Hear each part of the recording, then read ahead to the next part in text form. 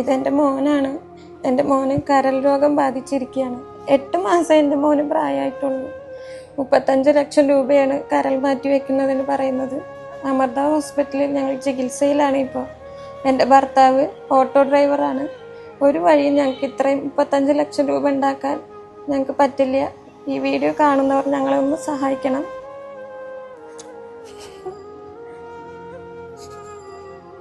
പ്രിയപ്പെട്ടവരെ നമസ്കാരം. ഞാൻ സുഷാമ്പലംപൂരാണ്. എൻ്റെ കൂടെയുള്ള 8 മാസം മാത്രം പ്രായമുള്ള ഈ പിഞ്ചു കുഞ്ഞ് തൃശ്ശൂർ ജില്ലയിൽ വടക്കാഞ്ചേരിക്കടുത്ത് പുന്നമ്പറമ്പിൽ താമസിക്കുന്ന ഗോപിനാഥ് എന്ന സഹോദരൻ്റെ മോനാണ്. കുട്ടിക്ക് കരളിന് അസുഖം ബാധിച്ച് എത്രയും പെട്ടെന്ന് കരൾ മാറ്റിവെക്കൽ ശസ്ത്രക്രിയ നടത്തണമെന്നാണ് ഡോക്ടർമാർ പറഞ്ഞിട്ടുള്ളത്. അമൃത ഹോസ്പിറ്റലിലാണ് കുട്ടിയുടെ ട്രീറ്റ്മെൻറ്റ് നടക്കുന്നത്. എന്നാൽ കരൾ മാറ്റിവെക്കൽ ശസ്ത്രക്രിയയ്ക്ക് 35 ലക്ഷത്തോളം രൂപ കണ്ടെത്തണം.